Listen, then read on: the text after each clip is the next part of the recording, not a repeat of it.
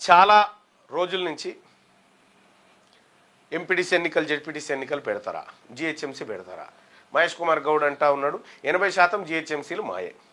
ఆ 20% ఏంటియో అవి చెప్పండి, ఆడ పోటీలో పెట్టకురి. ఫస్ట్ 80% ఎన్నో ఆ 80% సీట్ల పేరు చెప్పండి. ఆ 27 ఉన్నాయో ఆ 20 పేర్లు చెప్తే గానే విపక్షాలు పోటీ చేసుకుంటారు. ఒకటి. ఇంకా ఎంపీటీసీ జెడ్పీటీసీ ఎన్నికల్లో పోటీ చేస్తాం. ఎంపీటీసీ జెడ్పీటీసీ ఎన్నికల్లో పోటీ చేస్తాం, ఆడ కూడా విజయం సాధిస్తామని చెప్పి కాంగ్రెస్ పార్టీ జబ్బలు సరుచుకుంటా ఉంది.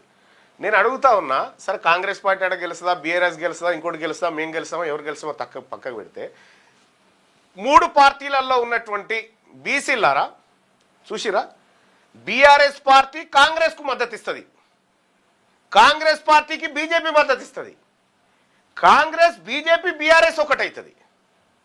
వాళ్ళు అధికారాన్ని పంచుకునే కాడ ఈ అగ్రకుల దోపిడీ కులాలు ఎట్లా ఆలోచిస్తా ఉన్నాయి, కింద ఈడ కూర్చొని నేను కాంగ్రెస్ వాళ్ళకు మద్దతు ఇచ్చేదే లేదని ఈయన చెప్తా ఉంటాడు. నీ మద్దతు ఏమని కావాలరయ్యా, మీద వీళ్ళే అల్లుకొని ఎవరికి వాడు పంచుకొని తింటా ఉన్నారు కదా.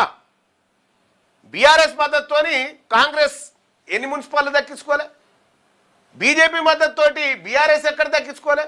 రఘునందన్ రావు గారు పోయి బీఆర్ఎస్ పార్టీ కోటేషన్, ఎందుకంటే ముదిరాజు నేను ఎట్టి పరిస్థితిలో చైర్మన్ కానీ అని చెప్పి వెలమైన పోయి రెడ్డిలతో కలిసి ఓటేసిండు. నీకు ఎక్కడి పార్టీలు ఎక్కడి కథలు ఏడున్నావు ఇంకా ఈ పార్టీలలో? ఈ పార్టీలు మనవి కాదు, గుర్తుపెట్టుకోండి. అందుకోసమే తెలంగాణ రాజ్యాధికార పార్టీ మాత్రమే ఈ బీసీల పక్షాన నిలబడేటువంటి పార్టీ.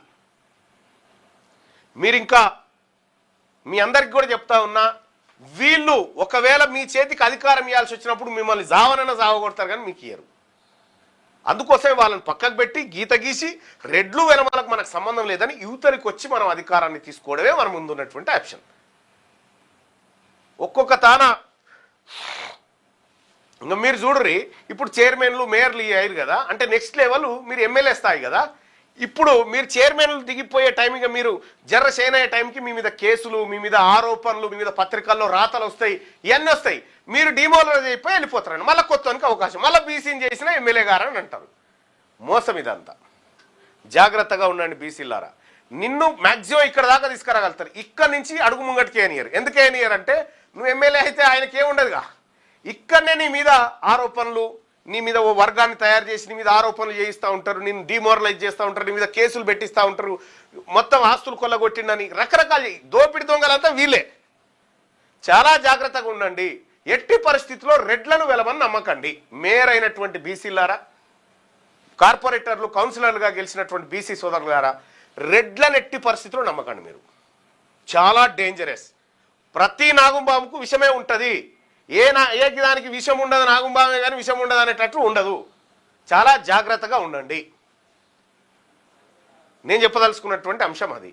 ఇక రెండోది, మీరు అవునన్నా కాదన్నా, ఎవరు అవునన్నా కాదన్నా ఫ్యూచర్ బీసీలదే. 2028 తర్వాత ఎవడు ఆగబట్టలేడు, ఎవడు కుదరదు కూడా. అది వాళ్ళకు కూడా తెలుసు.